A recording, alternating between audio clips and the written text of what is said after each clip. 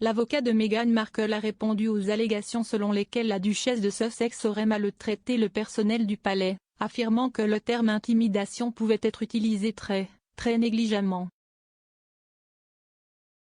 L'avocate de Meghan, Jenny Afia, associée du cabinet d'avocats Schilling qui a représenté la duchesse dans ses batailles juridiques contre la presse, a discuté du terme intimidation dans la série de podcasts de la BBC Harry, Meghan and the Media. L'avocat, qui s'est entretenu avec le rédacteur en chef des médias du diffuseur, Amol Rajan, avec la permission de la duchesse, a fait valoir que les accusations d'intimidation peuvent être portées de manière très décontractée et peuvent être très dommageables, en particulier pour les femmes de carrière. Elle a également fermement rejeté les allégations d'intimidation formulées contre Meghan par des personnes qui ont travaillé avec elle au palais de Kensington, ajoutant que la représentation de la duchesse comme une brute ne correspond pas du tout à mon expérience d'elle. Apparaissant dans le podcast, Madame Afia a déclaré « Je pense que la première chose est d'être très clair sur ce qu'est l'intimidation, car le terme est utilisé de manière très décontractée. Ma fille m'a traité de brute la semaine dernière quand je lui ai demandé de se brosser les dents, elle a 7 ans.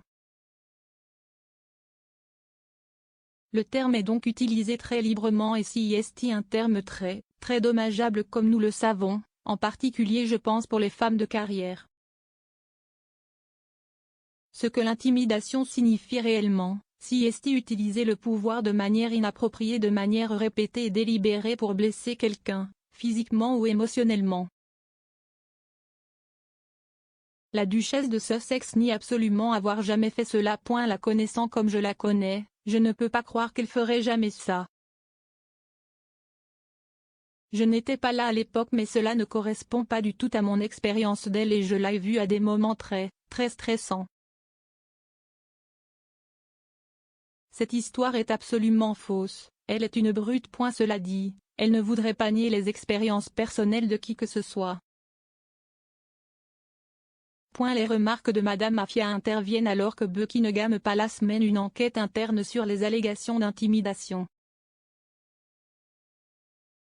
L'enquête a été lancée début mars de l'année dernière, peu de temps après que le Times a rapporté que la duchesse faisait face à une plainte pour intimidation déposée par l'un de ses conseillers les plus proches, Jason Knopf, en octobre 2018, alors que son équipe de communication était basée à Kensington Palace. La plainte alléguait que la duchesse avait chassé 2 assistants personnels du foyer et sapait la confiance d'un 3e membre du personnel.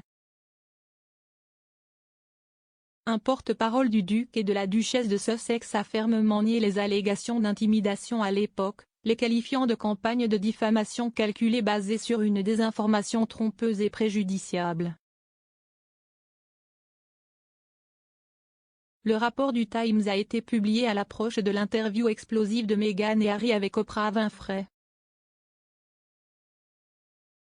Notant cela, leur porte-parole a également déclaré « Ce n'est pas une coïncidence si des accusations déformées de plusieurs années visant à saper la duchesse sont présentées aux médias britanniques peu de temps avant qu'elle et le duc ne parlent ouvertement et honnêtement de leur expérience de la récente temps. » Le communiqué de l'époque indiquait également que la duchesse était attristée par cette dernière attaque contre son personnage, en particulier en tant que quelqu'un qui a été la cible d'auto-intimidation et qui est profondément engagé à soutenir ceux qui ont subi des douleurs et des traumatismes. Harry, Meghan and the Media de la BBC est une série dérivée en 5 parties d'un documentaire en 2 volets diffusé en novembre dernier, The Prince and the Press. Alors que Madame Afia a également été brièvement incluse dans le documentaire, les 3 maisons royales ont publié une rare déclaration commune incluse à la fin de chaque partie du programme, déclarant « Une presse libre, responsable et ouverte est d'une importance vitale pour une démocratie saine. »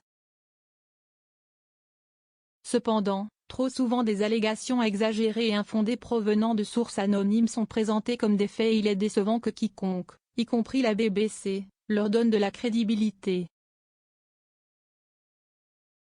À l'époque, Il a été affirmé que le documentaire avait irrité le palais non seulement pour certaines des allégations qu'il incluait, mais aussi parce que les assistants n'avaient pas eu la chance de voir le programme avant sa diffusion et n'avaient pas reçu suffisamment d'informations sur les allégations en cours. Fait point parmi les affirmations les plus explosives faites au cours du documentaire, l'auteur royal Omid Scobie a déclaré que Kensington Palace et Clarence House avaient informé la presse contre Meghan et Harry. Le programme visait à examiner les relations entre la monarchie et les médias, analysant notamment comment les ducs et duchesses de Cambridge et de Sussex ont traité la presse depuis 2012.